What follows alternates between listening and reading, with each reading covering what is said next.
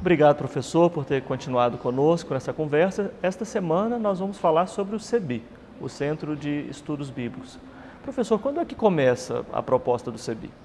O Frei Carlos Mestre, que é um carmelita, ele gosta de falar que o CEBI nasceu antes da instituição CEBI, porque o grupo que se institucionalizou em 1979, ele baseou numa experiência de círculos bíblicos variados que surgiram no Brasil na década de 70.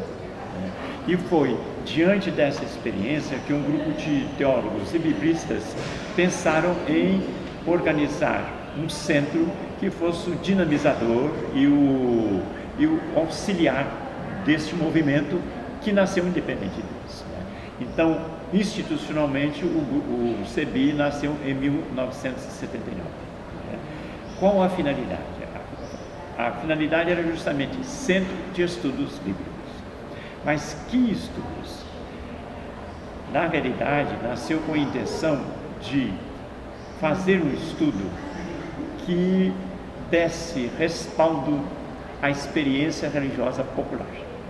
Então, o CEBI está muito ligado a essa mentalidade ou a essa perspectiva de colher a experiência religiosa do povo. Tanto é que se apresentou sempre como um tripé da metodologia, que é o texto, o contexto e a leitura comunitária. Então, não é a leitura individual, mas é a leitura em grupos. Este texto não é a leitura de palavras sobre a Bíblia, mas é a própria palavra da Bíblia, o texto. E este texto não é despencado do seu contexto. Sim. Então adquiriu muita importância esse contato direto do crente, do fiel, não é isto? Daquele que quer fazer uma experiência religiosa com o texto, com esse texto que é fonte do cristianismo, da experiência religiosa cristã. Então isso é uma coisa muito importante. Mas era também importante que quem lê a Bíblia entenda que a Bíblia surgiu de um contexto vital, de um contexto histórico. Daí a necessidade de mostrar que aquilo que está no livro já é uma reflexão a respeito daquilo que foi vivido. E essa leitura é feita em comunidade porque, assim como a produção do texto parte de uma experiência comunitária, a interpretação do texto também se faz através de uma partilha comunitária da palavra de Deus. Então, isso é que foi a grande ideia. Sim. O desenvolvimento, desde o nascimento do CEBI aos dias de hoje, a leitura também tem a marca do ecumenismo? Não, desde o começo. Desde o começo? Desde o começo. Porque desde o começo eram católicos e evangélicos. Católicos e evangélicos. E mesmo quando um grupo do CEBI, ele é, como aqui no estado de Minas em geral, é predominantemente católicos, a perspectiva de leitura tem de ser ecumênica. A perspectiva de leitura, de reflexão e de proposta de cursos é ecumênica. Há relação entre o CEBI e as comunidades eclesiais de base? Profundamente, quer dizer, na realidade, nasceram paralelas e uma alimentou a outra. Quer dizer, as comunidades eclesiais de base alimentaram a leitura e a interpretação comunitária da Bíblia, e a leitura comunitária da Bíblia e contextualizada ajudou a espiritualidade e a mística das comunidades eclesiais de base. Sim. Estiveram profundamente ligados. E nesse sentido também vinculado à teologia da libertação, como a produção propriamente teológica dessa reflexão? Agora, na realidade, com o povo, a gente evita ao máximo essas discussões puramente teóricas. Sim, sim. Daí que muitos teólogos e muitos biblistas daquele começo fizeram experiências em comunidades indígenas, comunidades de periferia, foram para lá, vivenciaram lá, passaram muito tempo para poder ter uma linguagem e ter, mais do que a linguagem, mas uma perspectiva mesmo de leitura a partir da problemática do povo simples. Sim. E como é que o povo participa desse projeto? Eu diria assim, hoje a gente percebe que eu vou dar a minha experiência, que é muito aqui de Minas, que não é a experiência, por exemplo, do pessoal do Rio Grande do Sul, onde tem muitos evangélicos.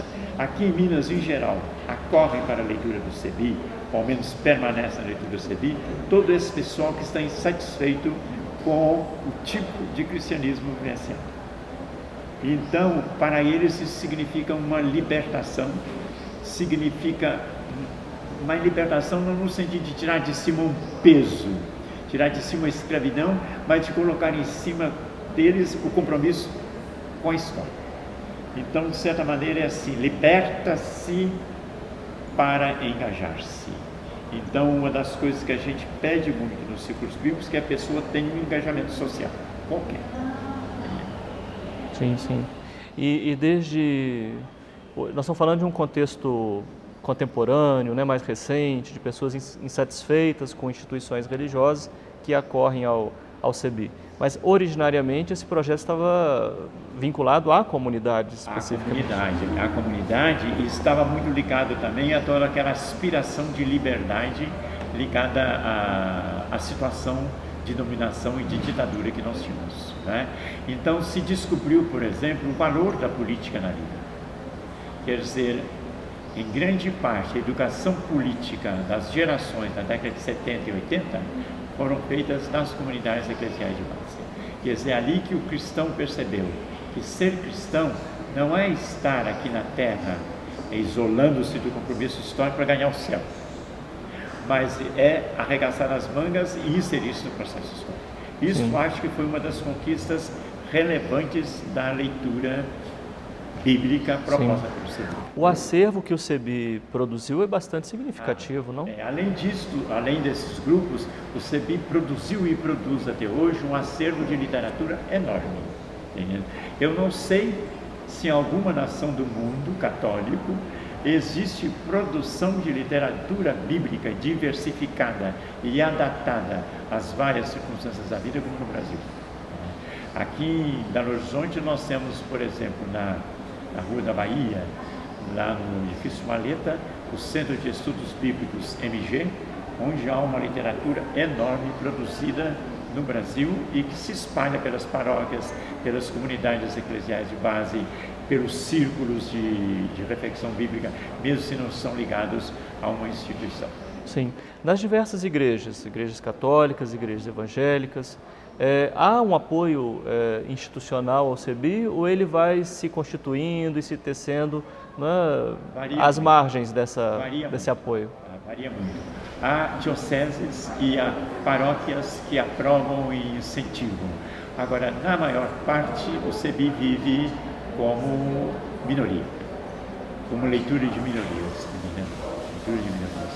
Mas essa, eu digo que um pouco é a sina da própria proposta, não é isso? Sim. Porque, na realidade, a teologia da libertação, segundo os teólogos da libertação, foi também uma libertação da teologia, né?